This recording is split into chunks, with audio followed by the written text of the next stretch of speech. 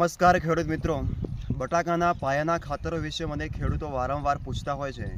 તો ખેડૂત મિત્રો, જો તમારે બટાકાના પાયામાં ખાતર તરીકે સર્વપ્રથમ આપણે જ્યારે ઓરવણ કરતી પહેલાં જો આપણે સારું સડેલું છાણિયું ખાતર પ્રતિ એકર 10 થી 12 ટન જો આપણે આપીએ તો એ સૌથી બેસ્ટ છે. અને છાણિયું ખાતર ખેડૂત મિત્રો બટાકા જેવા પાકોમાં પૂરતું હોતું નથી, તો એના માટે આપણે રાસાયણિક ખાતરો તેનો ઉપયોગ કરવો પડે છે. પરંતુ આપણે કેવા પોષક તત્વોનો ખાસ કરીને બટાકાની અંદર ઉપયોગ થતો હોય છે, જરૂર પડતી હોય છે, તો જેમ કે ફોસ્ફરસ છે, સલ્ફર છે, પોટાશ છે, નાઇટ્રોજન છે, બોરોન છે, આવા જે માઇક્રોન્યુટ્રિયન્ટ્સ છે, જે પોષક તત્વોની જરૂર પડતી હોય છે, એવા અનુરૂપ જો આપણે ખાતરનો ઉપયોગ કરવામાં આવે તો આપણને સારું રિઝલ્ટ મળતું હોય છે. આ બધા પોષક તત્વો કયા ખાતરોમાંથી મળશે?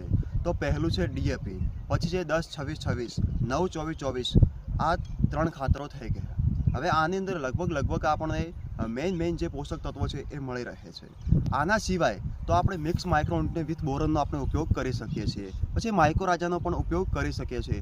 સિલિકા જે છે, સિલિકાનો પણ આપણે ઉપયોગ કરી શકીએ છીએ. ખેડૂત મિત્રો, સિલિકાનું જો ખબર ના હોય તો એના વિશે મેં પૂરો વિડીયો બનાવ્યો છે, પરંતુ આજે હું તમને શોર્ટમાં કહી દઉં કે ટ્રેસ મેનેજમેન્ટનું કામ કરે છે. એટલે કે દિવસે વધારે ગરમી પડતી હોય છે, રાત્રે વધારે ઠંડી પડતી હોય છે, તો એ બંનેમાં છોડને આપણે બેલેન્સ કરીને છોડને સારો જાળવી રાખે છે અને સારા એવા મૂળમાં પણ વિકાસ કરાવે છે. અને મૂળનો વિકાસ થશે તો આપણે બટાકામાં સારા એવા પોષક તત્વો ઉપાડવામાં એ હેલ્પ કરે છે. એટલે આવા બધા ખાતરનો આપણે ઉપયોગ કરી શકીએ છીએ. પણ માપ શું રાખવું? તો સર્વપ્રથમ તો જે આપણે જમીનનો રિપોર્ટ કરાવ્યો હોય તો એના અનુસાર તમે ખાતરોને ફોલો કરી શકો છો. આના સિવાય બીજો રસ્તો એ છે કે તમે જે એગ્રો પાસે તમે ખાતરો લાવતા હોય છે એમને પણ તમે ભલામણ લઈ શકો છો, અથવા તો અમારા પેજની દ્વારા તમે મેસેજ કરીને પણ ભલામણ લઈ શકો છો. તો અમારા પેજ સાથે જોડાયેલા રહો. ઓમ ખેડૂત મિત્રોને ફોલો કરવાનું ભૂલશો નહીં. ધન્યવાદ.